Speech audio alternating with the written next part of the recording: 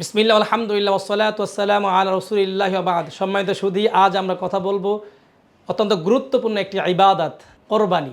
এই কোরবানি আমাদের খুব সন্নিকটে চলে আসছে। আল্লাহ তাআলা প্রত্যেক বছর এই কোরবানি আমাদের মাঝে নিয়ে আসেন। এই কোরবানি শুধু আমাদের জন্যই নির্ধারণ ছিল না, এই কোরবানি ছিল যুগ যুগ ধরে প্রত্যেক জামানায়। আল্লাহ রাব্বুল আলামিন কোরআনুল কারীমের 22 নম্বর সূরা হজের 34 নম্বর আয়াতের মধ্যে চমৎকার করে বলেছেন, এই কোরবানি প্রত্যেক জামানায় ছিল। আল্লাহ বলেন, ওয়ালিকুল্লি উম্মাতিন জাআলনা মানসাকান লিয়াযকুরুসমাল্লাহ। আল্লাহ বলেন যে আমি প্রত্যেক জামানার কাছে মানসাকা দিয়েছি, কোরবানি দিয়েছি। উদ্দেশ্য লিয়াযকুরুসমাল্লাহ, এই কোরবানির মাঝে বান্দা আমার কথা স্মরণ করবে, আমার নাম স্মরণ করবে। কারণ কোরবানি পশু যখন আমরা জবাই করি তখন আমরা বলে থাকি বিসমিল্লাহি আল্লাহু আকবার, আল্লাহর নামে আমরা শুরু করছি। সুতরাং এই কোরবানির মাধ্যমে আল্লাহ তাআলার নাম স্মরণ করা হয়, এই জন্য আল্লাহ কোরবানি দিয়েছেন। সম্মানিত সুধী, এই কোরবানি শব্দটি আসছে কর্বন থেকে। কর্বন মানে নৈকট্য অর্জন, অর্থাৎ বান্দা কোরবানি করবে আল্লাহ তাআলার নৈকট্য অর্জন করার জন্য।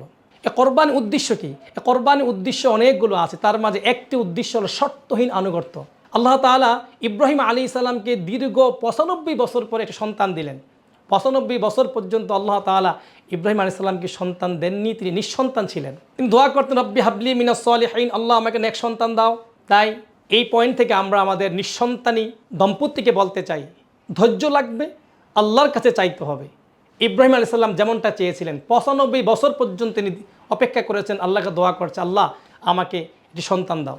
আল্লাহ তাআলা তাকে সন্তান দিলেন 95 বছর পরে। এই সন্তান দেওয়ার পরে সন্তান যখন ফালাম্মা বালাগা মাআহু সাইয়া, পিতার সাথে দৌড়াদৌড়ি করার বয়সে উপনীত হলো, তখন আল্লাহ তাআলা বলেন তাকে কোরবানি করো। সম্মানিত সুধী, 95 বছর পরে একটি প্রাপ্ত সন্তান কতটুকু স্নেহের ভালোবাসার হয় সেটা আপনারা জানেন। সেই সন্তান কোরবানির আদেশ এসেছে, তখন ইব্রাহিম আলাইহিস সালাম একটি মুহূর্তের জন্য চিন্তা করেন নাই। আল্লাহ বলেছেন, তাই তিনি শর্তহীন আনুগত্য প্রকাশ করলেন, সন্তানকে অফার করলেন, সন্তান রাজি হয়ে গেল। সুতরাং এই কোরবানির মূল উদ্দেশ্য হলো শর্তহীন আনুগত্য। সম্মানিত সুধী, আল্লাহ রাব্বুল আলামিন আমাদেরকে কোরবানি করার সামর্থ্য দিয়েছেন। এই সামর্থ্য আল্লাহ আমাকে দিয়েছেন, এই জন্য আমাকেও আমার জীবনে শর্তহীন আনুগত্য রাখতে হবে। কোনো কাজই শর্ত দেওয়া যাবে না। আল্লাহ আমাকে যা করতে বলেছেন, যখন করতে বলেছেন, যেভাবে করতে বলেছেন, আমি সেভাবে সেই সময়ে সেই কাজটি করব। শর্তহীন আনুগত্য হলো এই কোরবানির মূল উদ্দেশ্য। দ্বিতীয় হলো তাকওয়া অর্জন। এই কোরবানি যেন লৌকিকতাপূর্ণ না হয়, কে কত দামি গরু কিনলো সেটা যাতে না হয়। এই কোরবানি হতে হবে আল্লাহর জন্য, আল্লাহর জন্য, তাকওয়া অর্জনের জন্য।